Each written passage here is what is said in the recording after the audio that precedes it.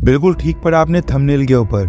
Taiwan की सरकार को फाइनली इस बात की रियलाइजेशन हो गई है कि भारत को लेकर उन्होंने बहुत ही बड़ी गलती कर दी है, जिसके चलते 24 घंटों के बीच में ताइवान की सरकार को एक स्टेटमेंट जारी करके सफाई पेश करनी पड़ी है। अब आपके मन में भी सवाल उठ गया होगा कि आखिरकार ताइवान की सरकार इतनी क्यों घबरा गई थी कि 24 घंटों के अंदर उसको अपनी स्टेटमेंट बदलनी पड़ी।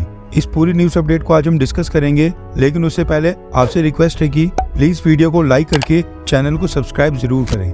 आपके लिए तो ये छोटी सी बात होगी, लेकिन आपका एक लाइक हमारे लिए काफी मायने रखता है और हमारे लिए बेनिफिशियल साबित होता है। So please subscribe Indian affairs. Recently क्या हुआ कि ताइवान की लेबर मिनिस्टर ने एक स्टेटमेंट दी थी, जिसके बाद भारत में ताइवान का कड़ा विरोध स्टार्ट हो गया था। भारत और ताइवान ने हाल ही में एक migration and mobility agreement sign किया था, जिसके तहत ताइवान की कंपनीज भारत के लोगों को रिक्रूट करके वर्क वीजा देकर उन्हें ताइवान ले जाने वाली थी। इस वजह से ताइवान के अंदर वहाँ की आम पब्लिक को ये चिंता थी भारत के लोग ताइवान के कल्चर में अच्छे से मिक्स नहीं हो पाएंगे, क्योंकि हमारे फेशियल फीचर्स अलग हैं, स्किन टोन अलग है और दोनों देशों के लोग काफी अलग दिखते हैं। ऐसे में भारत के लोग उनके देश में अच्छे से मिक्सअप हों, इस कंसर्न के ऊपर ताइवान की लेबर मिनिस्टर ने अपनी स्टेटमेंट में कहा कि ताइवान के लोग चिंता नहीं करें, क्योंकि वो भारत के नॉर्थ ईस्ट रीजन से लोगों को हायर करेंगे। असम, सिक्किम, नागालैंड, यहाँ के लोग दिखने में ताइवान के लोगों की तरह हैं, उनके जैसे फेशियल फीचर्स हैं, उनकी स्किन टोन और ईटिंग हैबिट्स भी ताइवान जैसी होंगी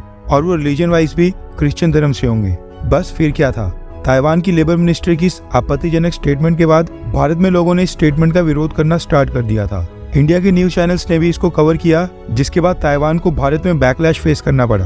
अब भारत ताइवान के लिए बहुत ही इंपॉर्टेंट है। ऐसे में ताइवान की सरकार ने देखा कि उनकी स्टेटमेंट से भारत में ताइवान की इमेज काफी खराब हो रही है, इसलिए 24 घंटों के अंदर ही ताइवान की सरकार ने एक नई स्टेटमेंट जारी की है और सफाई पेश करने की कोशिश की है। ताइवान की सरकार ने नई स्टेटमेंट में माफी मांगते हुए इस बात की क्लैरिफिकेशन दी है कि वो भारत के लोगों को हायर करते वक्त उनका एथनिक बैकग्राउंड बिल्कुल नहीं देखेंगे, बल्कि वर्कर्स के स्किल के बेसिस के ऊपर ही उनको जॉब्स दी जाएंगी।